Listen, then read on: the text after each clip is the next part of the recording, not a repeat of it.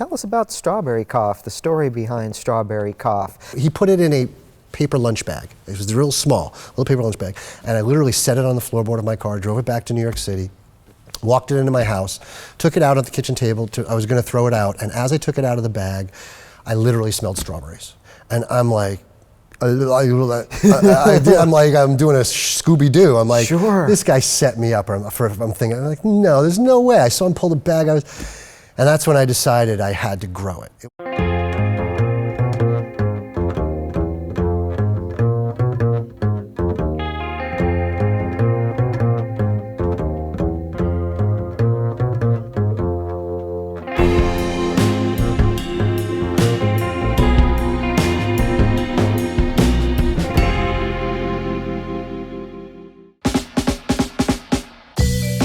Hi everybody, I'm Derek Gilman and welcome to High Rollers. Joining us in the High Rollers Lounge today is one of the most recognizable cultivators on the planet.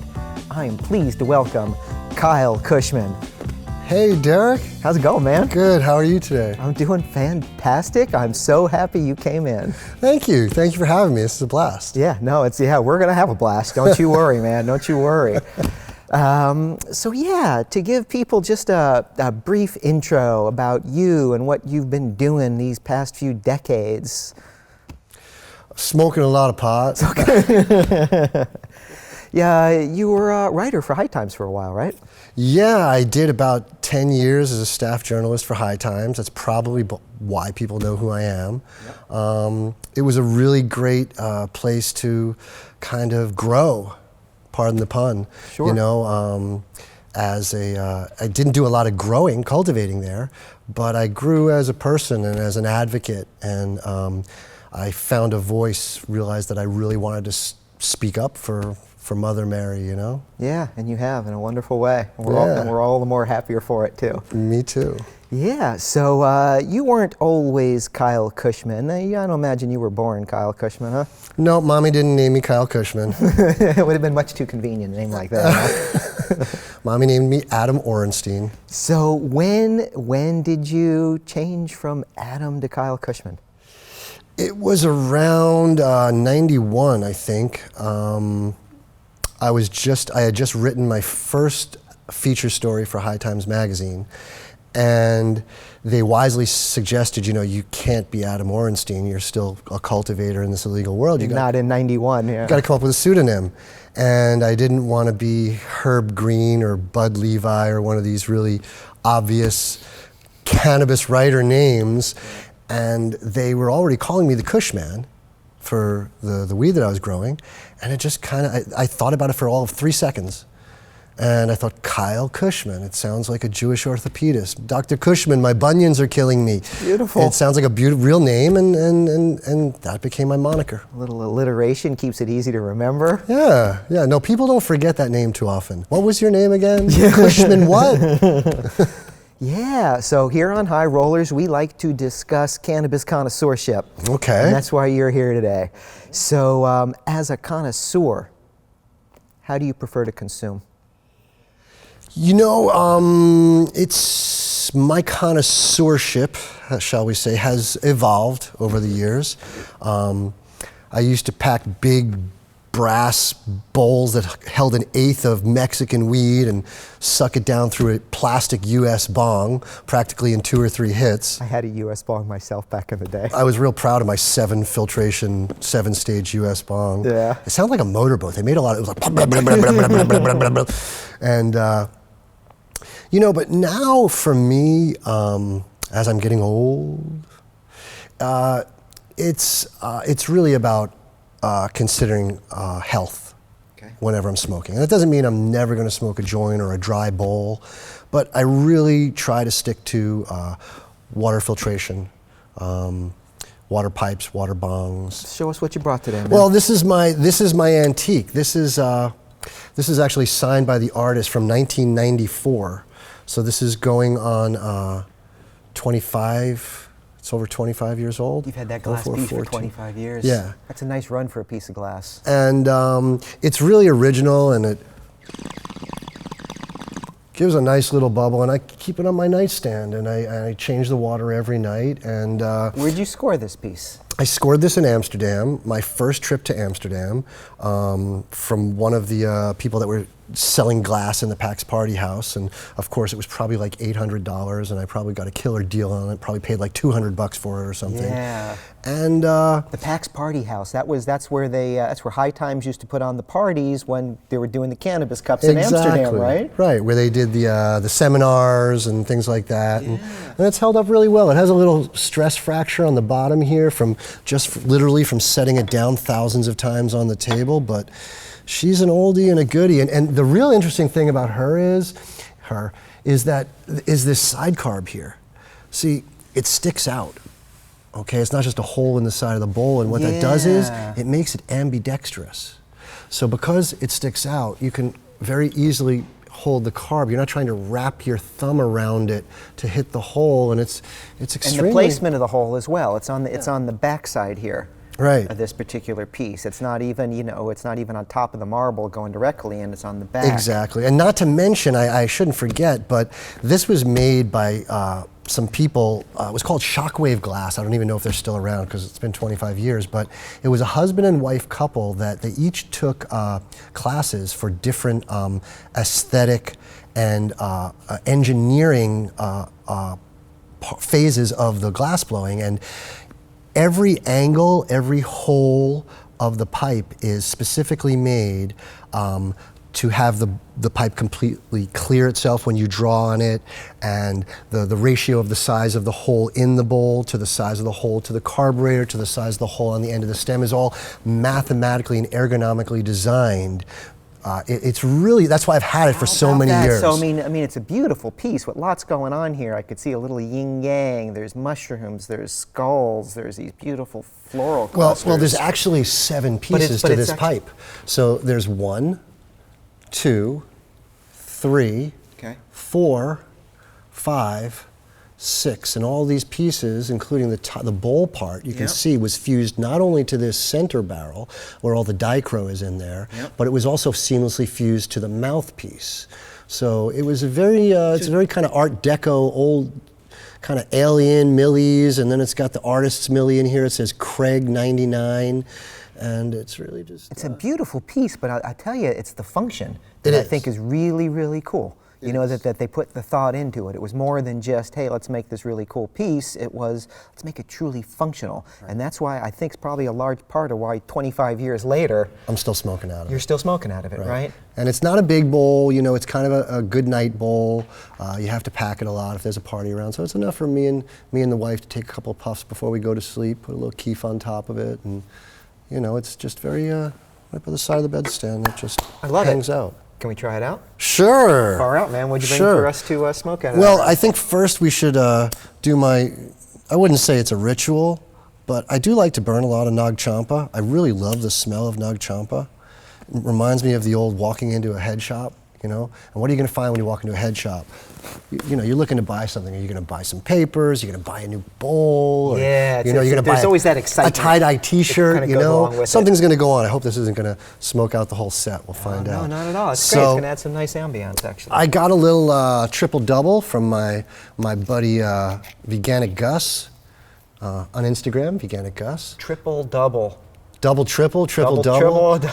It's one of those. I've heard that one. And it's just it's not really strong. It's a nice blend. It's a hybrid, and when I do stuff like this, I don't mind a little bit of indica because I get all excited being on camera.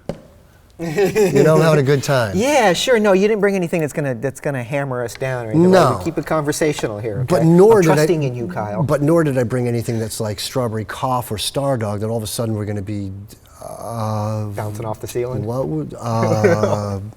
Normally, I do love to use grinders, but this is so nice and well cured. I'm just gonna. This is a beautiful nug here. So you were saying normally you would use a grinder? I would use a grinder, but I keep my hands are nice and clean, and it's so well cured that it just kind of you just break it against the grain, it just puffs up, and why don't you do the honors here? Yes, sirree. Thank you. I'm going to use a lighter that I have over here, actually, you got if it. you don't mind. So see how the old Betsy hits. So, I'm going to singe just the side of this bowl. Well, thank you. Rather than, you know, just going in and putting the heat over the entire surface and save some green hit for you. I'm going to assume that you didn't learn that doing this show. You already knew that. That's but that's a really important thing is when you smoke out of a bowl, you don't want to flame the whole top of the bowl because you lose the flavor for the next few people. And with really good weed, usually once you light it, you don't really have to light it again. The bowl itself is like an oven, and because the weed is veganic, it burns at a nice, it extinguishes at a lower temperature.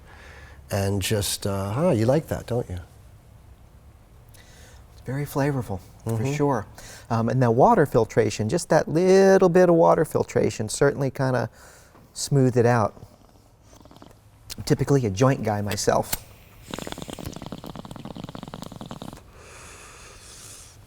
Now, like I said, this is really good for last hit of the night, you know, taking to bed. But, you know, if we're hanging out and we're going to be partying. What are you breaking out now?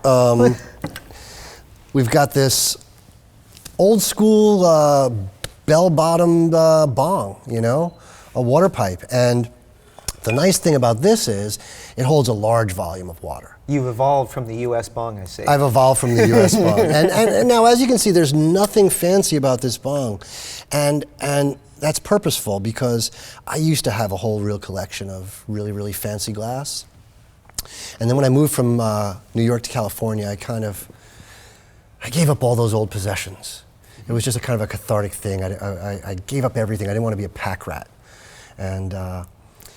And now I've just become simpler because I got some kids in the house, I got a wife, and I don't need a $1,500 piece of glass sitting on my coffee table, so I have to get mad at somebody if they knock it over and break it. 1,500 or more, they go into tens of thousands Yeah, these days. so it gets a little crazy. So when would you use the hammer, and when would you use this? Is it a time of day thing? Is it a convenience thing? What goes into the decision Well, the thing about the process? hammer is it's got a small volume of water. So after every second or third bowl, you got to take it to the sink, you got to dump it out, you got to clean it.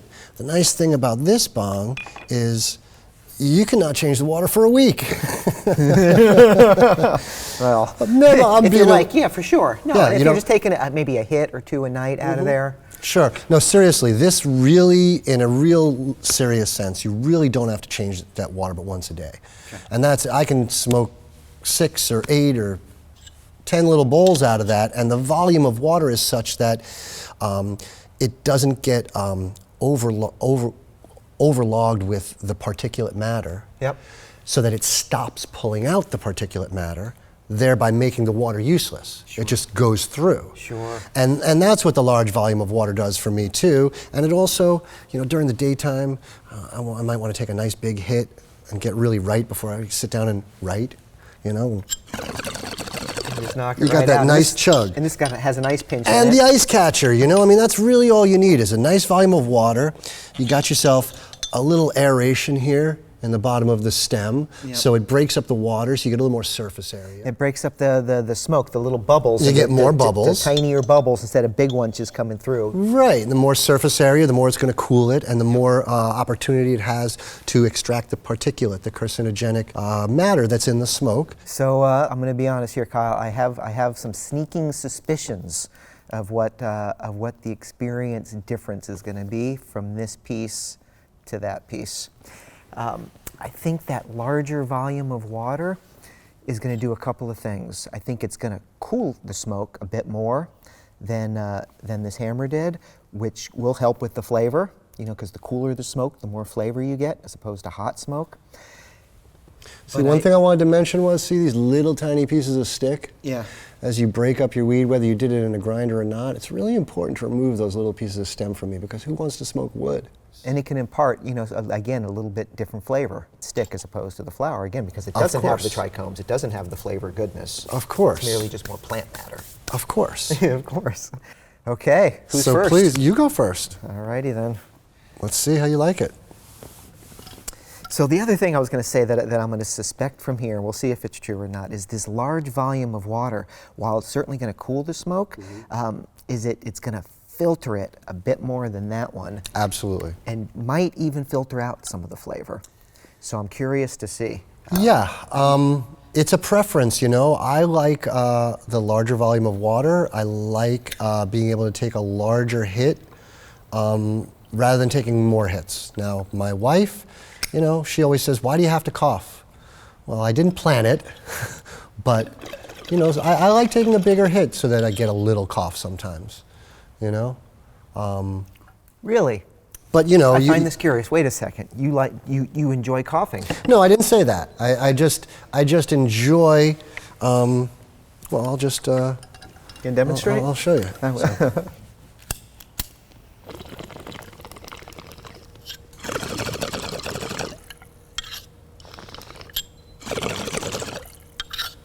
Well done. Go back for a little double there. Yeah. See, just a little. Yeah. It's been a long time since I've had a bong hit. I took it easy because I know they can be sneaky. Because that filtration, what happens is you can sometimes get this expando effect. Okay, there you go with the cough. I like to expectorate. It's good. I noticed you blew out the smoke first, though. Oh, yeah, you never want to cough with the smoke in your lungs. Have you ever noticed that? It's kind of a smoker's trick for newbies, you know. Everybody wants to get high, you want to take a big hit. If you feel like you're going to cough, blow the smoke out first. It makes it half as irritating. Exactly.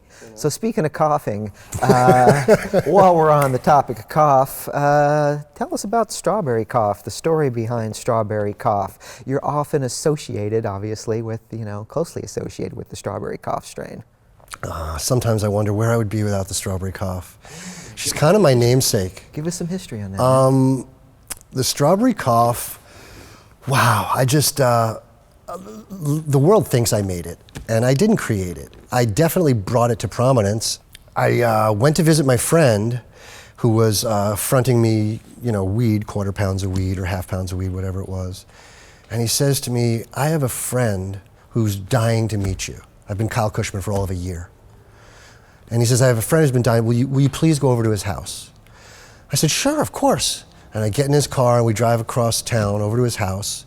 And he takes me down the basement, down the stairs, to show me his garden. And exposed to me is really one of the saddest little gardens that I've ever seen. It was, one of the reflectors was like kind of aluminum foil, you know, around a floodlight, and you know, the pots where one was like a paint can and one was an oil drip can and one was a real plant bucket. And you know, you got to give it to the guy, you know, he was doing it, using what he had to make it work. Yeah. And for the first time in my illustrious one-year career, I didn't know what to say to the guy. There was just too much to go. So I excused myself pretty well, and I remember when we were upstairs before we went in, he's like, you want to try this weed? It's the strawberry cough. And he showed me this piece of weed. It was about the size of my pinky nail. He's like, I'm sorry, this is all I have left, you know? Yeah. It was like, that's all they could manage to save before I came over and stuff. It was like this little tiny thing, right? It was like a hit. It was a hit, right? And so he offered me to smoke it. Of course, I smoked it, but I couldn't really judge it at all because I was already completely blasted. Yeah. And so this is your first exposure? This is my first exposure to the strawberry cough, and I just politely, yeah, that was good. And as I'm going up the stairs, he's like, hey man, he's like, you want a clone? And I turn around, and in a Dixie cup or a paper cup, a little drink cup, was a little plant about 2 or 3 inches tall, and the surface area was maybe about 2 inches across, was just a little tiny clone, like this big. And it was, with the cup, it was 4 or 5 inches tall, 4 inches, little tiny little dwarf. Yeah. And he says, hey man, you want a clone of the cough? And I took it out. I didn't really want it, but it was like when your friends say, you want to take home a piece of my wife's cake? You take a piece of the cake with you. He put it in a paper lunch bag. It was real small, little paper lunch bag. And I literally set it on the floorboard of my car, drove it back to New York City, walked it into my house, took it out at the kitchen table. I was going to throw it out, and as I took it out of the bag, I literally smelled strawberries. Get out of here. I'm like, this is not possible. And I smell the bag again, and the bag smells like there was a pint of strawberries in there. And I'm like, I'm doing a Scooby-Doo. I'm like, sure. This guy set me up. I'm like, no, there's no way. I saw him pull the bag out. And that's when I decided I had to grow it. So I work for High Times now, and I got a lot of free equipment. And I was doing product reviews. So I had to give them to people to try. So I went and I found my friend in New York City. I'm like, if you want to keep getting free equipment, you're going to grow this.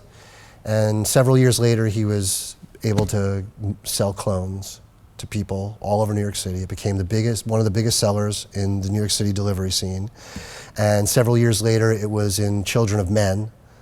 It's all strawberry cough. That's where I saw it. I saw that and I was just like, holy shit, that is cool. I replayed it like 10 times. Yeah. And then, I guess, driving from New York to California with a trunk full of clones and giving them out in about 6 cities along the way to every place.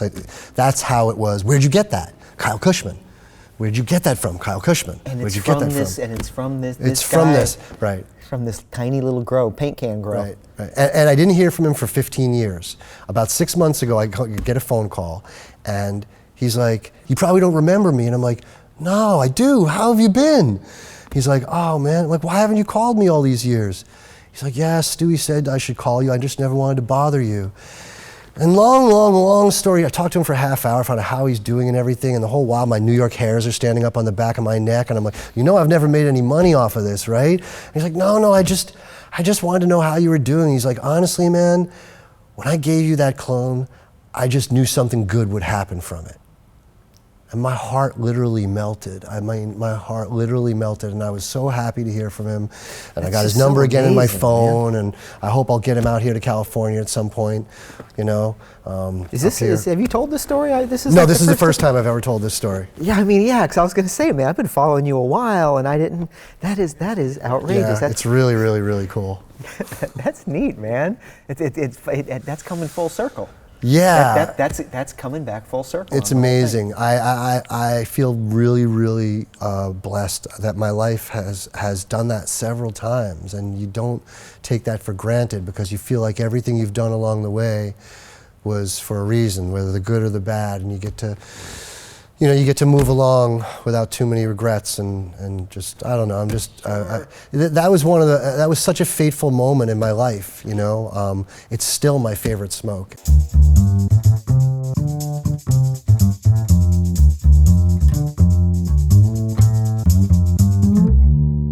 So what else did you bring for us to smoke then today? I got to remember, what is this? I got a little bit high now.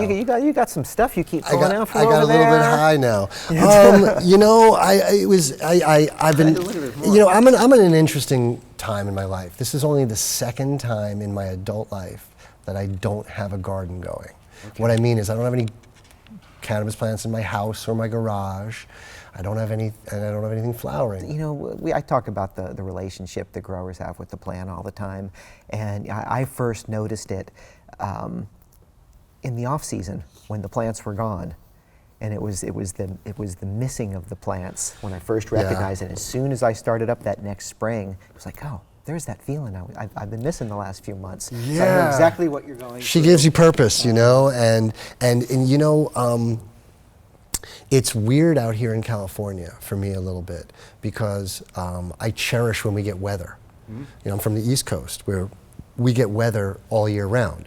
Sometimes it's not good, sometimes it's great, and the plant kind of keeps you synced with the seasons. Even though it's sunny and 75 every day and there's not a cloud in the sky for 6 months, and you wear the same clothes, No, it's like right now, okay? Right. It's springtime right now, and I got little sprouts going at my house, okay? And come June or July, I'm gonna have trees going on, but they're not gonna be flowered yet. Come fall, I'm gonna have these flowered trees. Right. And so I keep trying. So even though the weather and you can still wear the same clothes through all those seasons, the plant reminds you that the time is changing. The time's going on. Yeah. Cool. So let's see what else you brought here, man. So I just wanted to mention, it was just really, I love legalization, and so because I'm not growing, and I had to go buy some weed, and so I went and bought some weed in Studio City. When's the last time you bought weed? I've bought weed less than this many times in this many years. I mean, come on, right? So you broke down and you scored some. I bought some weed. Most of it was organic, but the thing that killed me was I bought $200 worth of weed. Thanks to the weed in Studio City, they came. But I paid $40 in taxes on $200 in weed. Yeah, good times. $40 in taxes. Yeah, well, welcome to the new legalization, Kyle. That's 20%, and that's a shame. But tell me, how did you decide what to pick? So you're walking into the store for the first time, right? First, you're walking into a dispensary. How do you decide? I said, show me what was organic.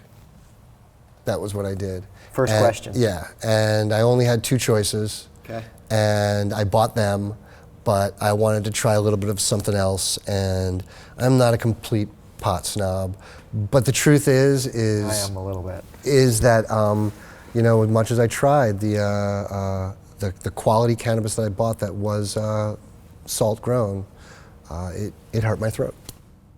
And that's what it is. Over the years, it would usually, it's like when you're younger, it's typically on the weekends that you have the opportunity to really kind of dig in and have a lot of consuming going on, right? Mm-hmm. And it's at the end of the weekend, your throat's starting to harsh up a little bit. Maybe you're starting to get a light little headache, and I smoked too much, man. I smoked too much this weekend.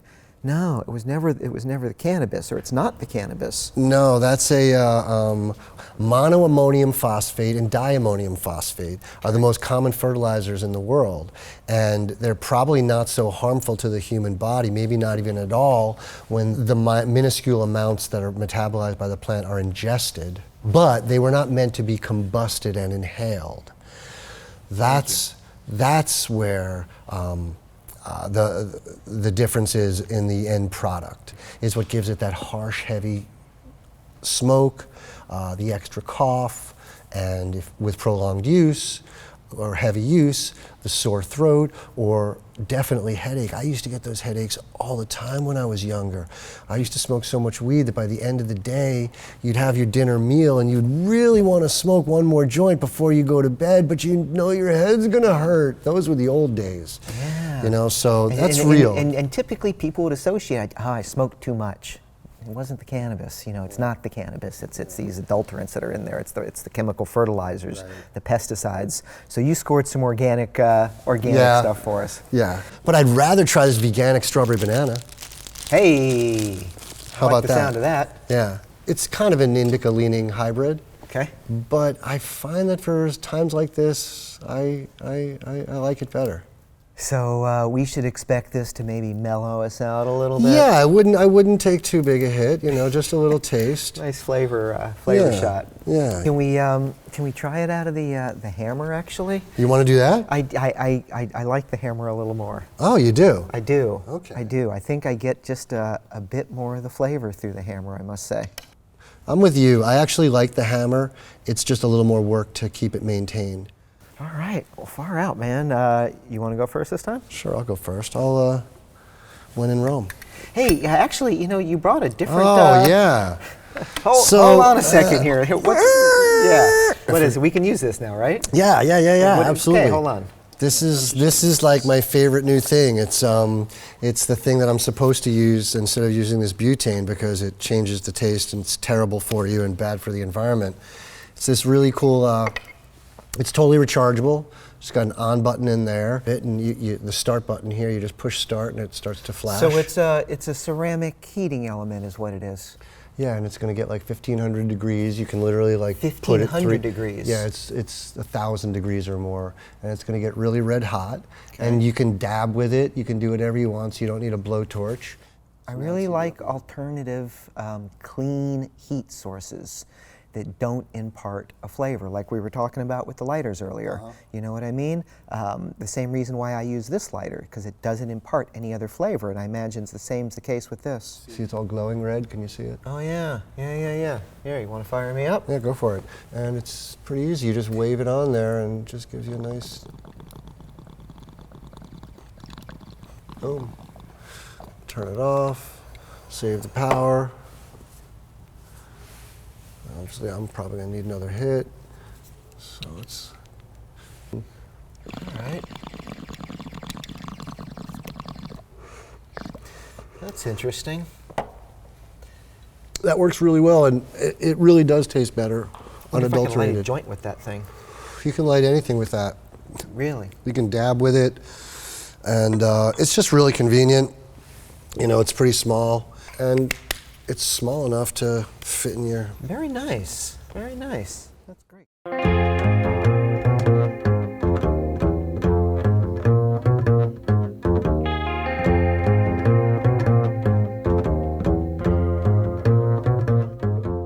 In my old age, I'm not so fancy anymore, as you can see, you know, other than my jacket. But it's more important the medicine that I'm smoking, you know, and I do still call it medicine. Mm-hmm. And what do you tend to favor? Organic, veganic flowers, concentrates. You know, like I brought a little bit. I love these new little silicone. I guess these are silicone containers, and I got a tiny little hunk of hash in here. The friend made me some bubble. I mean, it was like 3 times that size when he gave it to me, maybe even 4, because I shared. But you know, I'll take a couple hits off of that at night if I feel like it. But I don't smoke it every night. Maybe it's because I'm out of production, and as soon as I'm kind of saving it up again for having 50 different varieties in the ground for the first time this spring, popping my seed vault, and then I'm going to have all these new phenos that I have to taste and sample. And that sounds like a whole lot of fun. It does. Yeah, doesn't you it? know, starting a pheno hunt. I'm looking forward to what comes out of that venture of yours and that pheno hunt, man. Because I know I think you've got the nose and the talent to discover some neat stuff. And we're only 25 minutes away from where we're sitting right now. I hope I get a chance to check it out. Oh, we will. We're going to bring the cameras out, too. Cool, man. That's a date. Thanks so much for coming in, Kyle, sharing your tools with us, your knowledge, your great smoke. It was a good time. Hope to do it again soon. We'll check out this farm you got, man. And everybody, thanks for joining us on High Rollers. I'm Derek Gilman. Until next time, me and Kyle Kushman, take it easy. I'd like to take another hit off this hammer, actually, man. Go for it. Yeah, so I'm going to use my lighter here.